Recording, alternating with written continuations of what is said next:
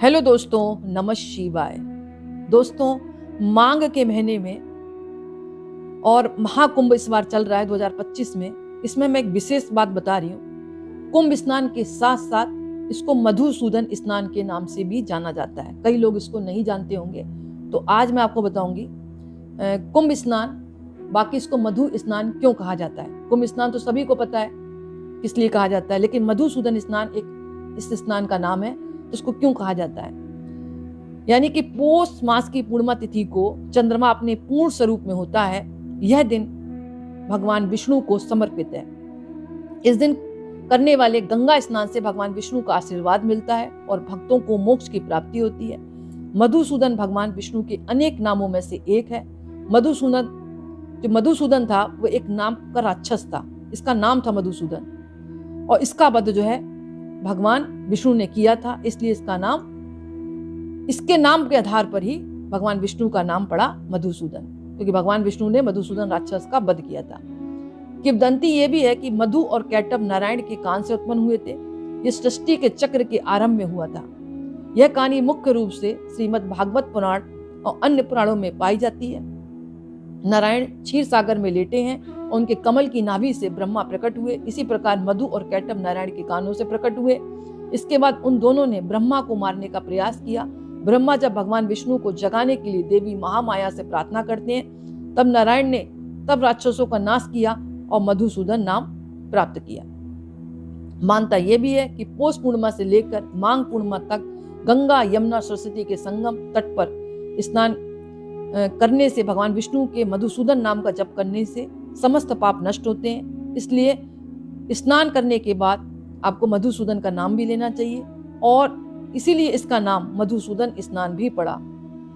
इसके अलावा मानता यह भी है कि माघी पूर्णिमा के पावन अवसर पर भी स्नान करना चाहिए। श्री हरि विष्णु गंगा जल में निवास करते हैं। ऐसा कहा जाता है जो व्यक्ति महाकुंभ के दौरान माघी पूर्णिमा के दिन स्नान करता है तो उसको हजारों यज्ञ के बराबर पुण्य की प्राप्ति होती है। मधुसूदन स्नान का महत्व होता है, सुबह उठकर आप स्नान करें। और ये जो मधुसूदन स्नान है ये पौष पूर्णिमा तिथि से लेकर माघी पूर्णिमा तक रहता है। कहा जाता है कि जो व्यक्ति स्नान करता है मोक्ष की प्राप्ति होती है और जीवन में उसकी कामों में आने वाली अड़चनें दूर होती हैं और मनोकामनाएं पूर्ण होती हैं और सभी पाप नष्ट होते हैं। सकारात्मक ऊर्जा का संचार होता है। इसके अलावा अगर आप महाकुंभ 2025 के दौरान अपने घर में रहते हुए भी मधुसूदन स्नान कर रहे हैं तो संकल्प लेना पड़ेगा, और जब भी स्नान करें तो ओम नमो भगवते वासुदेवाय या हर हर गंगे काशी विश्वनाथ गंगे, इस तरह आपको मंत्र का जाप करना है और बाल्टी में गंगा जल डाल लें। उस स्थिति में जब हम महाकुंभ में स्नान न कर पाए, क्योंकि इस स्नान को कुंभ स्नान और मधुसूदन स्नान के नाम से भी जाना जाता है। मधुसूदन सब प्रथम एक राक्षस था जिसका भगवान विष्णु ने वध किया था।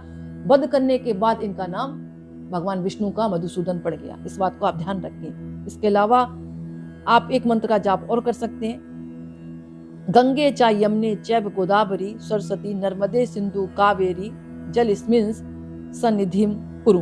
इस तरह मंत्र का जाप करें। अगर ये मंत्र आपको कठिन लग रहा है तो आप हर हर गंगे काशी विश्वनाथ गंगे का भी आप जाप कर सकते हैं। स्नान के बाद भगवान विष्णु सूर्यदेव की पूजा करें।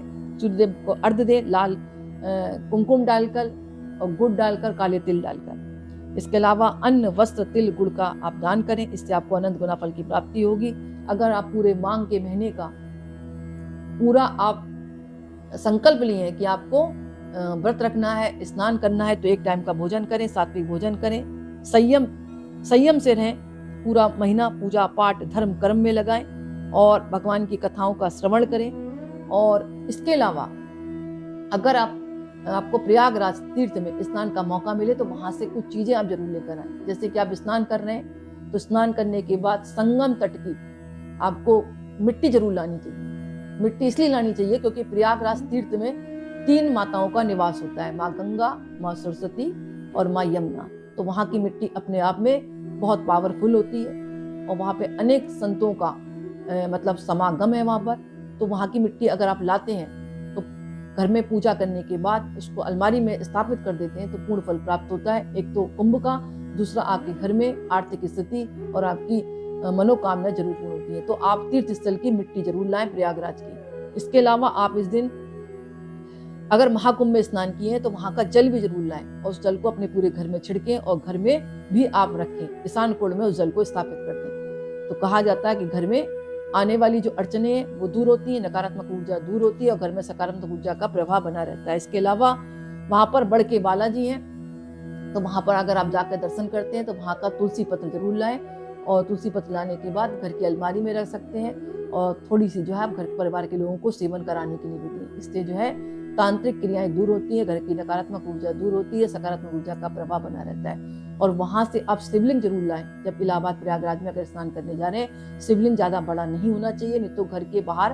आपको किसी मंदिर में स्थापित करना पड़ेगा, क्योंकि भगवान ने शिवलिंग जो बताए गए हैं ना, वो अंगूठे के बराबर ही आप घर पर स्थापित कर सकते हैं। क्योंकि बड़े अगर आप लेते हैं तो घर के मंदिर आपको या किसी पेड़ की जगह पर स्थापित करना पड़ेगा, तो इस बात का ध्यान रखें, सिर्फ अंगूठे के बराबर आपको शिवलिंग लानी है। तो ये चीजें आप जरूर लाएं, आपके घर में सकारात्मक ऊर्जा बनी रहेगी, घर की आर्थिक स्थिति मजबूत होगी, आपके हर कार्य में जो बाधाएं आ रही हैं वो दूर होंगी और आपकी मनोकामनाएं पूर्ण होंगी। तो अगर आप स्नान करने जा रहे हैं, मधुसूदन स्नान पौष पूर्णिमा से लेकर मांगी पूर्णिमा तक, तो इन बातों का आप ध्यान रखें। और आप सभी को पता है इस बार 2025 में 144वां महाकुंभ है, जो अपने आप में विशेष महत्व रखता है। कुंभ हर 12 साल बाद आता है, लेकिन जब 12 कुंभ पूर्ण होते हैं तब महाकुंभ आता है। तो दोस्तों 144वां महाकुंभ है, आप स्नान करके तीर्थराज प्रयागराज जरूर जाएं, वहां स्नान करें, पूर्ण फल प्राप्त करें। कहा जाता है जो व्यक्ति मधुसूदन या कुंभ स्नान करता है उसके जीवन में पापों का क्षय होता है और सारी इच्छाएं पूर्ण होती हैं, और उसके जो पितृ होते हैं वो भी तर जाते हैं। तो आज का वीडियो मैं ही समाप्त करती, पसंद आए तो लाइक करें, कमेंट्स में नमः शिवाय जरूर लिखें। बहुत बहुत धन्यवाद।